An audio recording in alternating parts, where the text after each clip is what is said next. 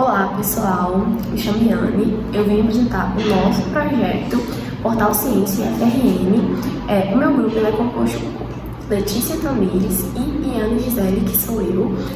A nossa plataforma ela foi criada com o objetivo de divulgar artigos científicos produzidos por alunos, professores e técnicos administrativos do campus. O nosso principal foco foi criar um ambiente simples, bonito e funcional, obviamente, que permita consultar artigos de forma rápida, e futuramente a nossa ideia é permitir também a submissão e gerenciamento de artigos, desses artigos, né? Como vocês podem ver, esse é o nosso portal, aqui é a tela inicial dele, a gente pode ver o carrossel, aqui a seção de destaque, né? Os filtros de busca antes de você fazer o login no nosso site. Você pode fazer o login tanto como professor quanto como aluno, dependendo do que você for, né? Para construir o nosso portal, utilizamos um conjunto de ferramentas, né, que possibilitaram o desenvolvimento do projeto, desde o banco de dados até a interface visual. Por exemplo, como vocês estão vendo aí na tela, utilizamos o XAMPP com o MySQL, né? O XAMPP ele foi usado para simular um servidor local. Dentro dele, o MySQL funcionou como um sistema de banco de dados que armazena as informações do portal, né? No MySQL Workbench, aí vou botar aqui na tela para vocês, tá aí o esquema de banco de dados, e usamos o MySQL Workbench para modelar e interagir com o banco de dados, né? Criamos um banco de dados Portal Ciência FRN com tabelas como usuários, artigos e outras também relacionadas. Utilizamos o script query para criar as tabelas e adicionar dados iniciais. Aqui também utilizamos o PyCharm, né? Que temos os arquivos app.py e database.py. Toda essa lógica do back-end foi feita em Python, usando o framework Flask, e utilizamos o PyCharm como ideia principal, como vocês podem ver aí na tela. O app.py contém as rotas de aplicação como login, listagem e arquivos de publicação. O database.py concentra as funções que interagem com o banco de dados, como buscar arquivos ou cadastrar os novos arquivos. Também utilizamos o VS Code, que está aparecendo na tela para vocês. Esse aqui é o arquivo site.html. No front-end, utilizamos HTML, CSS, JavaScript e toda a estrutura diretamente em um único arquivo HTML. E usamos também, né, o VS Code como editor. Para o visual do site, incluímos links externos do header do HTML, né? E esses links, eles são muito úteis porque deixam o site visualmente mais agradável e profissional. E o melhor, né? A gente não precisa instalar ou baixar nada. Tudo vem da internet direto para o projeto, em uma linha apenas. Agora eu vou fazer a demonstração das funcionalidades do nosso site, né? Como eu já havia dito antes, essa aqui é a página inicial, onde mostramos os artigos públicos, e esses dados eles são simulados no JavaScript, mas o layout e os filtros eles foram preparados como se já estivessem conectados ao back-end. Aqui, nessa parte, é possível buscar por título, autor, palavras-chave, ano, situação e área de conhecimento. Aqui, clicando em ver detalhes, como vocês podem ver, abrimos um modal com todas as informações do arquivo. Já o login, né, porque essa página inicial é quando você ainda não está logado, quando você faz o login, né, que a gente tem um sistema de login para liberar funcionalidades exclusivas, aqui, vamos abrir o modal do login.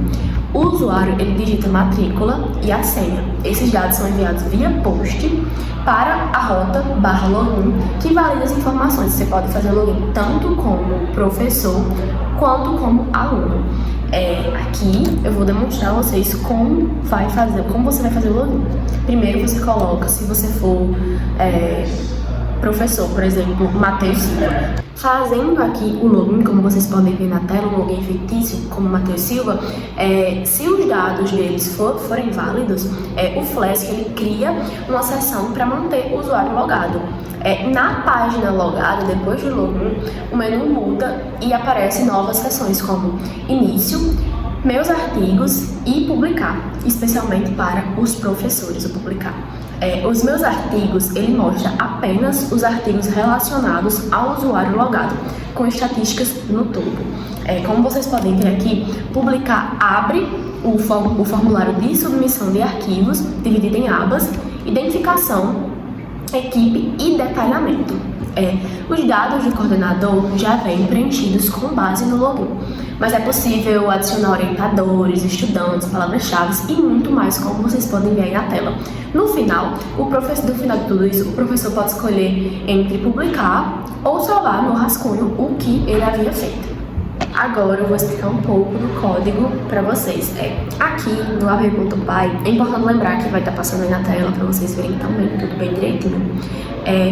Aqui definimos todas as rotas da aplicação. Por exemplo, /login, /artigo, /público, entre outros.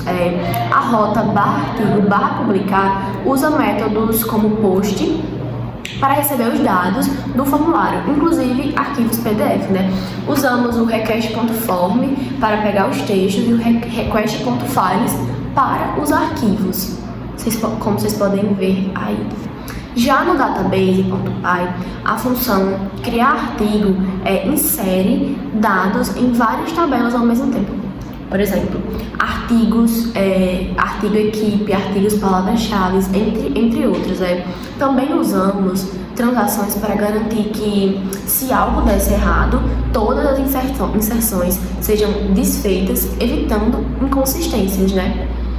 Também temos o site HTML, post HTML, que está passando aí. Como vocês podem ver, no front-end usamos JavaScript para interagir com o back-end. A função, por exemplo, a função fazer login é um exemplo, né?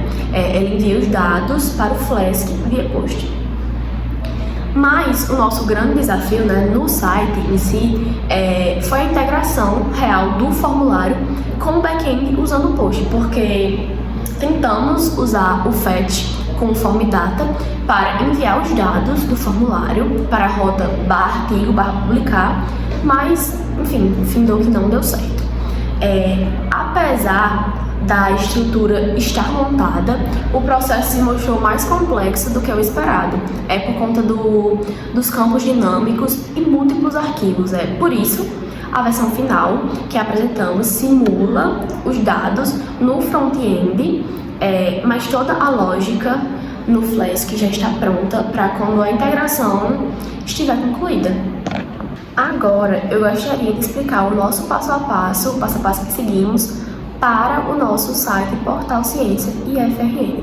Primeiro, começamos trabalhando no VS Code, focando primeiro na estilização, na parte visual do nosso site, escrevendo no HTML e o CSS. Depois, implementamos os scripts em JavaScript, que foram responsáveis pela interação da página, como filtros e botões. Com isso, finalizamos tudo o que queríamos que o site exibisse visualmente. Essa foi a versão com o método GET, que não tinha integração com o banco de dados ainda. Criamos o arquivo query1.sql com os comandos para gerar o banco de dados, as tabelas e os dados iniciais, né? Depois executamos tudo no MySQL Workbench. Fizemos um pequeno script em Python para criar um menu de inserção de usuários direto pelo terminal. Também utilizamos o menu para registrar o usuário na tabela do banco de dados, facilitando os testes, né? Escrevemos os arquivos database.py e app.py também. O database.py ele tem as funções para conectar e buscar informações do banco.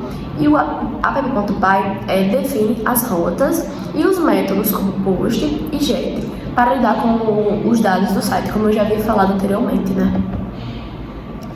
Executamos o arquivo para testar as conexões e garantir que o banco estava funcionando como Python. Adaptamos o código JavaScript para funcionar com as requisições POST e também atualizamos o app.py com as novas rotas e métodos. Iniciamos os testes do site com o banco de dados integrado. Durante o nosso processo, tivemos muitos erros que tivemos que corrigir para a integração e o funcionamento do site, né? Mas apesar do nosso avanço, não conseguimos fazer com que o site trabalhe com arquivos PDF, né? Nem salvar esses dados corretamente do banco.